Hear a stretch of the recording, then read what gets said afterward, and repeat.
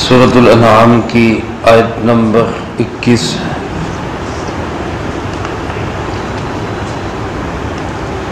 الحمدللہ وکفا السلام علی عبادہ الذین اصطفى خصوصا علی سید الرسل وخاتم الانبیاء وعلى آلہ واصحابہ الاتقیاء اما بعد فاعوذ باللہ من الشیطان الرجیم بسم اللہ الرحمن الرحیم ومن اظلم ممن افترى على اللہ کذبا او کذب بآیاتہ إنه لا يفلح الظالمون ويوم نحشرهم جميعا ثم نقول للذين أشركوا أين شركاؤكم الذين كنتم تزعمون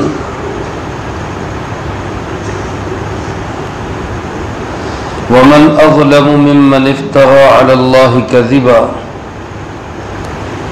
اور اس سے بڑا ظالم کون ہوگا جو اللہ پر جھوٹا الزام لگائے، او کذب بآیاتی،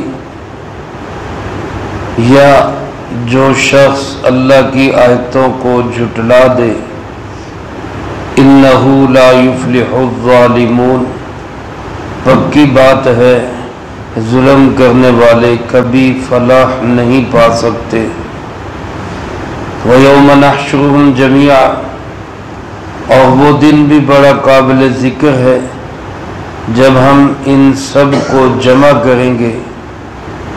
ثُمَّ نَقُولُ لِلَّذِينَ أَشْرَكُوا، پھر ہم کہیں گے ان لوگوں سے جنہوں نے شرک کیا، این شرکاؤکم، کہاں ہیں تمہارے شرکاء، الذین کنتم تزعمون، جن کے متعلق تم دعوے کرتے تھے۔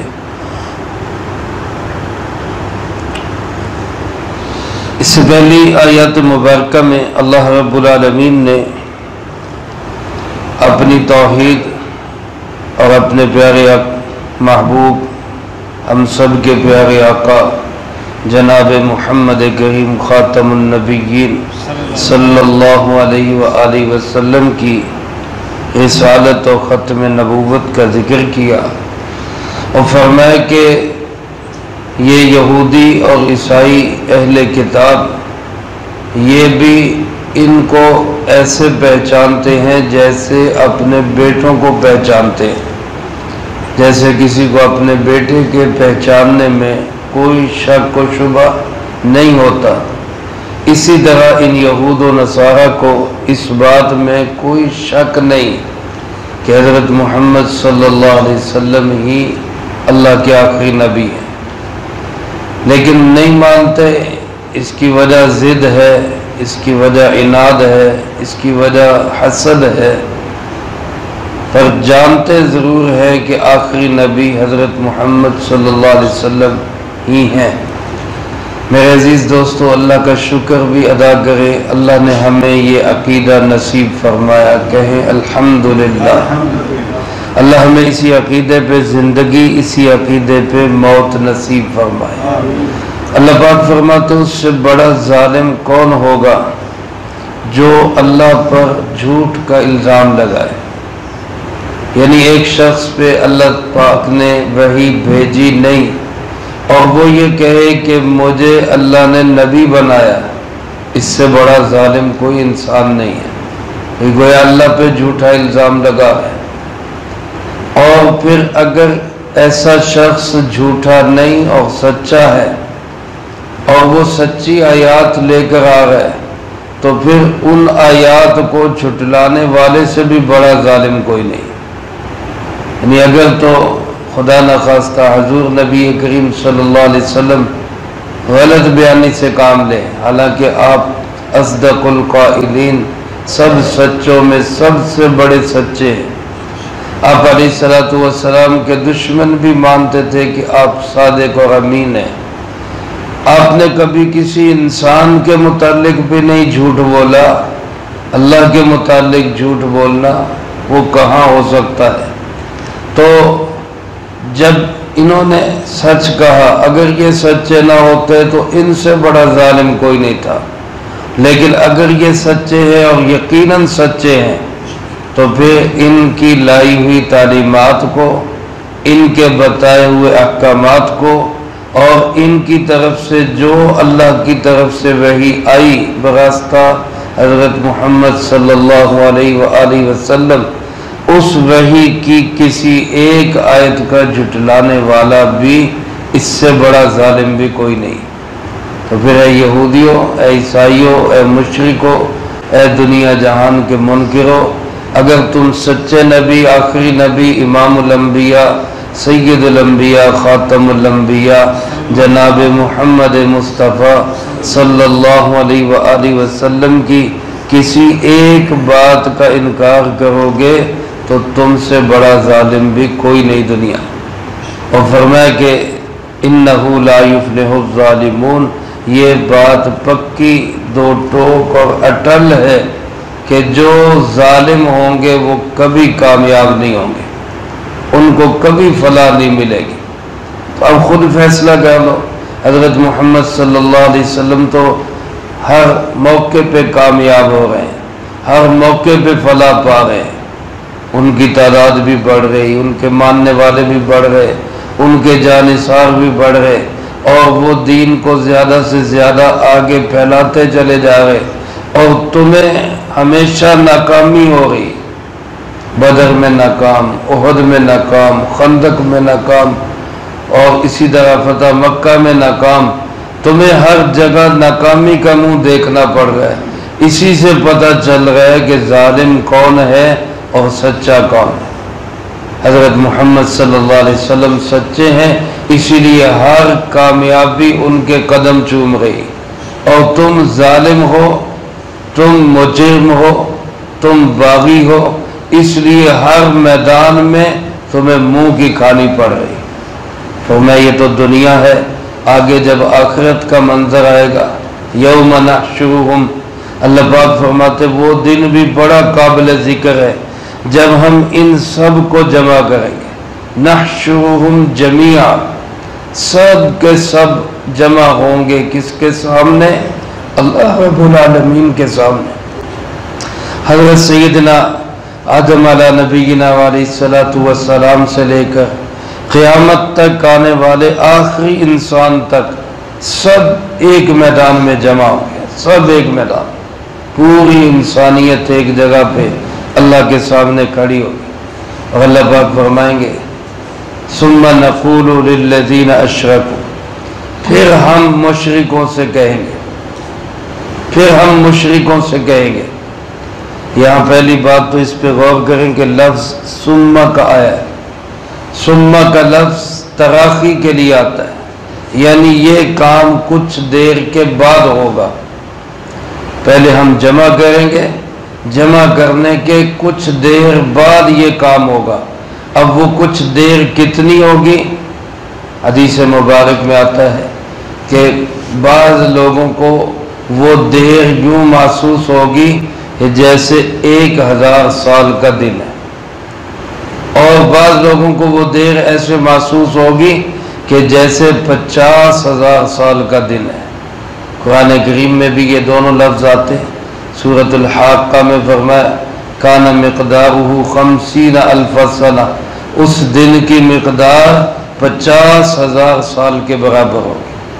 اور سورۃ الف لام میم السجدہ میں اللہ پاک فرماتے کہ 1000 سنۃ مما تعدون، اس دن کی مقدار تمہاری گنتی کے مطابق 1000 سال کے برابر ہوگی۔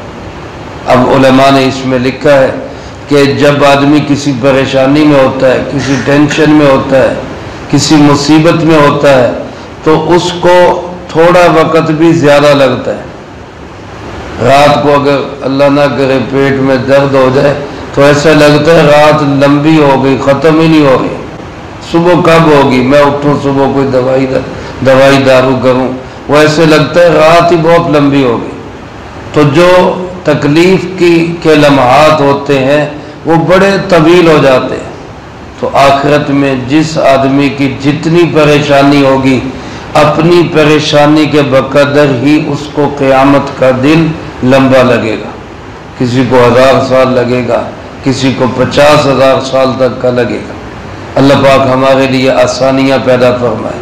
بہرحال یہ فرمائے کہ جمع کرنے کے دیر بعد ہم یہ کہیں گے، یعنی کتنا وقت تو گزر جائے گا جس میں کوئی حساب کتاب ہی نہیں ہوگا، کوئی پوچھے گا ہی نہیں۔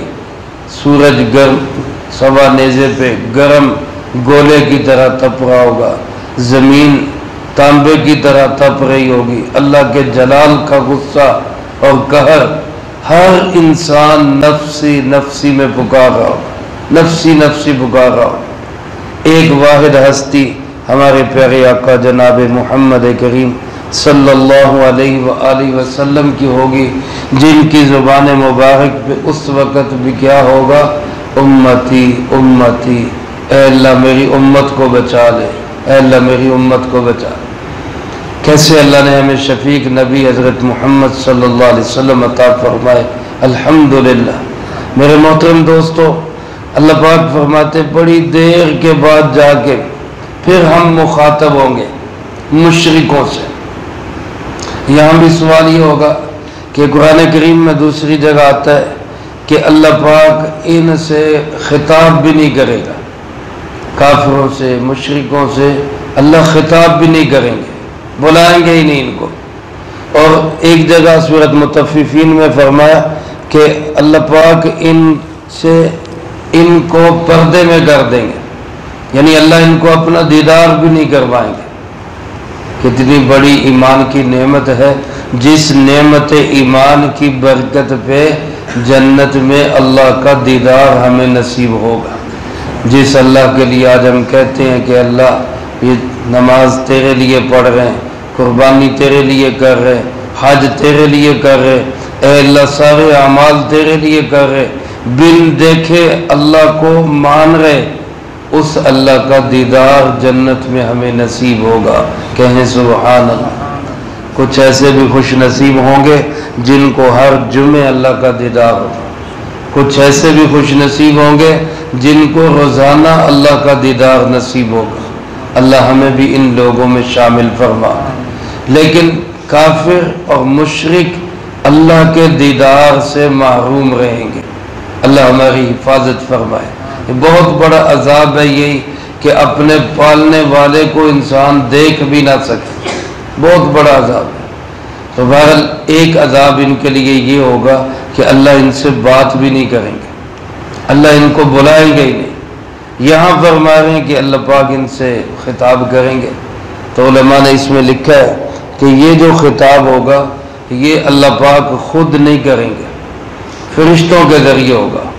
مشرکوں سے ایک سوال اور ایک مطالبہ ہوگا، مشرکوں کو ایک چیلنج ہوگا، وہ اللہ خود نہیں کریں گے بلکہ فرشتوں کے ذریعے کریں گے۔ اس کی نسبت اپنی طرف اس لیے کی کہ فرشتے اللہ کے حکم سے کافروں سے یہ چیلنج ان کو کریں گے اور ان سے یہ مطالبہ کریں گے۔ یا بعض حضرات فرماتے ہیں کہ اگر براہ راست اللہ پاک خود بھی ان سے مخاطب ہوں تو یہ مخاطب، یہ خطاب، یہ گفتگو رحمت اور شفقت والی نہیں ہوگی بلکہ یہ ڈانٹ ڈپٹ والی ہوگی، جھڑکنے والی ہوگی، سختی والی ہوگی۔ اور جہاں یہ کہا گیا کہ اللہ ان سے بات نہیں کریں گے، وہاں مراد یہ ہے کہ اللہ نظر کرم سے ان کو دیکھیں گے بھی نہیں، ان سے محبت بھری بات بھی نہیں کریں گے۔ جیسا کہ ایمان والوں سے محبت بھری باتیں ہوں گی، ایمان والوں سے کرم والی رحم والی باتیں ہوگی، کافروں سے ایسی نہیں ہوگی۔ تو اس لیے ثم نقول للذین اشرکوا، ہم مشرکوں کو مخاطب کریں گے یا تو بذریعہ فرشتے، یا اگر اللہ پاک مخاطب ہوں گے تو ڈانٹ ڈپٹ کے لیے، زجر اور توبیخ کے لیے، جھڑکنے کے لیے اور ان کو سخت سست بتانے کے لیے، شرم دلانے کے لیے۔ اللہ پاک ان سے کہیں گے ہاں بھائی این شرکاؤکم، کہاں ہیں تمہارے وہ شرکاء، کدھر گئے وہ سب جن کو تم دنیا میں کہتے تھے، تزعمون، تم بڑے بڑے دعوے کرتے تھے کہ ہمیں فلاں بابا جی بچا لے گے، ہمیں فلاں بچا لے گا، ہمیں فلاں بچا لے گا، آج کہاں ہیں وہ سارے؟ کبھی کہتے تھے کہ جی ہمیں عذاب ہوگا ہی نہیں، ہم تو اللہ کے بڑے قریبی ہیں، کبھی کہا کرتے تھے کہ جی اگر عذاب ہوگا بھی تو ہمیں حضرت ابراہیم علیہ السلام بچا لیں گے، کوئی کہتا تھا ہمیں فلاں بچا لے گا۔ تو وہ تمہارے بت ہوں، وہ تمہارے انسان ہوں، وہ تمہارے خود تراشیدہ، خود گھڑے ہوئے نظریات، فرسودہ خیالات ہوں، تو آج کہاں ہیں وہ سارے؟ کیوں نہیں تمہیں بچا رہے؟ این شرکاؤکم، کدھر گئے وہ تمہارے سارے شرکاء جن کے متعلق تم بڑے بڑے دعوے کرتے تھے، یہ ہمیں چھڑائیں گے، یہ ہمیں چھڑائیں گے، آج کدھر ہے وہ؟ اس کا جواب بھی مشرکوں کی طرف سے جو آئے گا تو وہ بڑی دیر کے بعد، کیونکہ آگے پھر ثم کا لفظ استعمال ہوا کہ سالوں سال بیت جائیں گے، اس سوال کے بعد وہ تھر تھر کانپتے رہیں گے، پھر جب جواب دیں گے تو جواب کیا دیں گے، اس کا تذکرہ اللہ پاک نے اگلی آیات میں کیا ہے، وہ انشاءاللہ اگلی فرصت میں آئے گا۔ اللہ پاک مجھے آپ کو سب کو قرآن و سنت کی صحیح سمجھ نصیب فرمائے اور اس پہ عمل کر کے دوسروں تک پہنچانے کی توفیق عطا فرمائے۔ اس میں اب عقیدہ آخرت بھی ثابت ہو رہا ہے کہ آخرت کے اس دن میں پوچھ گچھ ہوگی، اور عقیدہ توحید بھی ثابت ہو رہا ہے کہ جو توحید والے ہوں گے اللہ کی رحمت میں ہوں گے، جو شرک والے ہوں گے وہ اللہ کے عذاب میں ہوں گے۔ اللہ پاک ہم سب کو توحید پہ زندگی، توحید پہ موت نصیب فرمائے۔ اللہم لک الحمد کما ینبغی لجلال وجہک وعظیم سلطانک، اللہم لا احصی ثناء علیک انت کما اثنیت علی نفسک، اللہم لک الحمد کما انت اہلہ، صلی علی محمد کما انت اہلہ، وافعل بنا ما انت اہلہ، فإنک اہل التقوی واہل المغفرہ، اللہم وفقنا لما تحب وترضى من القول والعمل والهدي والنية انك على كل شيء قدير۔ اے مولا کریم، یا اللہ پاک جو اعمال اب تک ہوئے، جو آج سارا دن ہوں گے، اللہ اس کا ثواب ہمارے پیارے آقا جناب محمد کریم صلی اللہ علیہ وآلہ وسلم کو ہدیۃً نصیب فرما۔ آپ علیہ السلام کو ہم سب کی طرف سے بہترین جزائے خیر نصیب فرما۔ آپ کے توسل و تصدق سے تمام انبیاء، تمام صحابہ، تمام اہل بیت، ازواج مطہرات، بنات طاہرات، نبی پاک صلی اللہ علیہ وآلہ وسلم کی امت کے وہ تمام لوگ جو اس دنیا سے جا چکے، جو موجود ہیں، جو قیامت تک آئیں گے، اللہ ان سب کو اس کا اجر و ثواب نصیب فرما۔ خاص کر ہمارے محترم بزرگ حاجی مہر الدین صاحب، بھائی عبدالخالق صاحب، بھائی عبدالرحمن صاحب کے والد جو کل انتقال فرما گئے، اللہ ان کو اس کا پورا اجر و ثواب نصیب فرما، ان کی قبر کو جنت کا باغ بنا، درجات کو بلند فرما، سیئات کو حسنات سے تبدیل فرما، کروٹ کروٹ چین سکون اطمینان نصیب فرما، اگلی تمام منزلیں ان کے لیے آسان فرما۔ اے اللہ ان کے بچوں بچیوں کو، اے اللہ سب سوگواران کو صبر جمیل نصیب فرما۔ اللہم ربنا تقبل منا انک انت السمیع العلیم۔